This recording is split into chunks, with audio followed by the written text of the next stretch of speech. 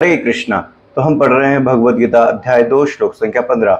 यम हि न व्यथयन्त्येते पुरुषं पुरुषर्षभ सम दुःख सुखम धीरम सो अमृतवाय कल्पते।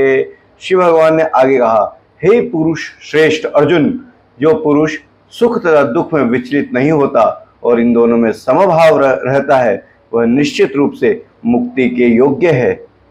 अर्जुन जब अपने धर्म का पालन करने में विचलित हो रहे थे तो भगवान ने उन्हें उच्च ज्ञान दिया, जिसके अंदर भगवान ने बताया कि हे अर्जुन, ऐसा कभी समय नहीं था कि मैं नहीं था, तुम नहीं थे या राजा नहीं थे, वो ऐसा कभी समय नहीं होगा, है ना। तो आगे भगवान ने बताया, जब मानो अर्जुन ने पूछा हो कि वे शरीर का क्या, भगवान बताते शरीर परिवर्तनशील है अर्जुन। फिर अर्जुन ने पूछा, शरीर में दुख सुख तो आता है प्रभु, तो क्या करें? तो भगवान ने कहा, मातर प्रशास्तु कौनते ये शीतोष्ण सुख दुखदा। हे अर्जुन, इस शरीर में सुख और दुख आता है सर्दी गर्मी की तरह। जैसे सर्दी आती है फिर गर्मी आती है, जैसे सुख आता है दुख आता है। भगवान बताते हैं कि इनको सहन करो, है ना।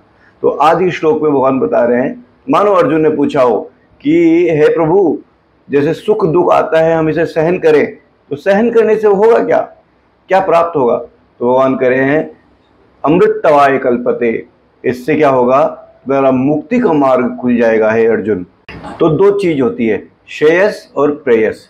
श्रेयस का मतलब ये होता है कि अभी उसके लिए मेहनत कर रहे हैं आप। जैसे कोई व्यक्ति पढ़ाई करता है, बच्चा पढ़ाई करता है, बहुत मेहनत करता है, लेकिन उस समय उसको कोई सुख प्राप्त नहीं होता।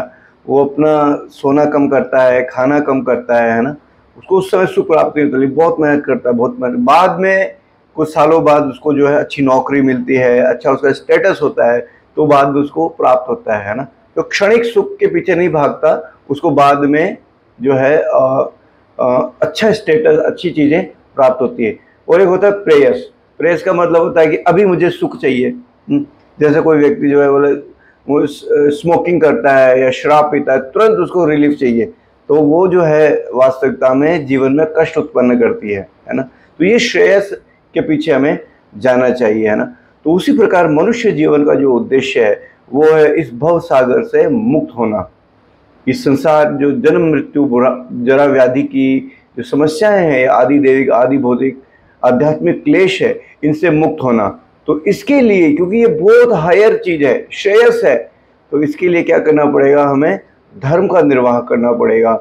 और धर्म के निर्वाह करने में जो सुख दुख पारिवारिक क्लेश ये सब आते हैं, उन सब को सहन करते हुए हमें जो है आगे बढ़ना पड़े, आगे बढ़ना। और जीवन के अंत काल में, है ना, तो हमें फिर वो श्रेयस जो परम पद है भगवान के भक्तों का, या फिर जो मुक्ति का जो पद है वो प्राप्त होगा।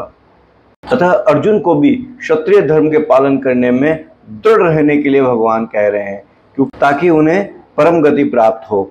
जैसे श्री चैतन्य महाप्रभु ने अपनी तरुण पत्नी और माँ को छोड़ के 24 साल की अवस्था में ही संन्यास ग्रहण किया और दृढ़ निश्चय के साथ अपने कर्तव्य का पालन किया। हरे कृष्णा।